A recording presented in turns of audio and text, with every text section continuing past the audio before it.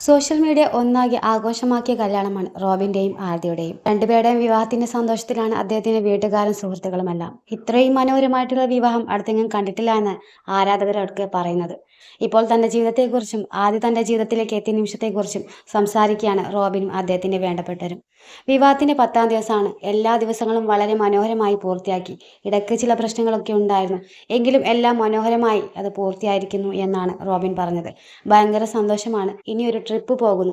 ബ്രേക്കപ്പിന്റെ സമയത്ത് എൻ്റെ കൂട്ടുകാരൻ എന്നെ പൊന്മുടി കൊണ്ടുപോയത് ചോദിച്ചാൽ വലിയ ട്രിപ്പൊന്നും പോയിട്ടില്ല എന്ന് റോബിൻ പറയുമ്പോൾ ഏത് ബ്രേക്കപ്പാണെന്ന് മറുചോദ്യമാണ് ആദ്യ ചോദിച്ചപ്പോൾ. അപ്പോൾ റോബിൻ പറഞ്ഞ മറുപടി മുഴുവൻ 3 ബ്രേക്കപ്പ് എന്നാണ്.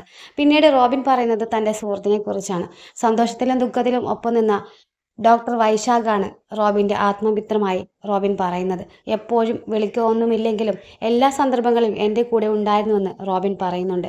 മാത്രമല്ല ബിഗ് ബോസിലേക്ക് യാത്രയാക്കിയതും അവനാണെന്ന് പറയുന്നു. ആദ്യയെക്കുറിച്ചിട്ടും പറയുന്നുണ്ട്. ഞങ്ങൾ യാദൃശികമായിട്ട് കണ്ടുമുട്ടുന്നു, ഞങ്ങൾ അടിച്ചു പിരിഞ്ഞു പോകും എന്നൊക്കെ ആളുകൾ കരുതി, പക്ഷേ സന്തോഷമായി ഞങ്ങൾ ഒരുമിച്ചിരിക്കും. ഇതിൻ്റെ ഇടയ്ക്ക് ഞങ്ങൾ അടിച്ചു പിരിഞ്ഞെന്നൊക്കെ പറഞ്ഞുണ്ടാക്കി, പക്ഷേ ഞങ്ങൾ അതിനെല്ലാം അതിജീവിച്ച് ഇവിടം വരെ എത്തിയിരിക്കുകയാണ്.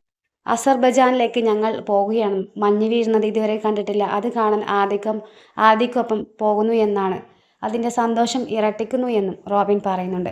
മാത്രമല്ല എൻ്റെ എല്ലാ കാര്യത്തിലും എൻ്റെ ഒപ്പം നിന്നത് അച്ഛനാണെന്നും ഓരോ ഘട്ടത്തിലും അച്ഛൻ തന്ന പിന്തുണ വളരെ വലുതാണെന്നും റോബിൻ പറയുന്നു. 35 വയസ്സായി. ഈ വിവാഹം ഒന്ന് നടന്നു കാണാൻ അത്രയും ആഗ്രഹിച്ചു.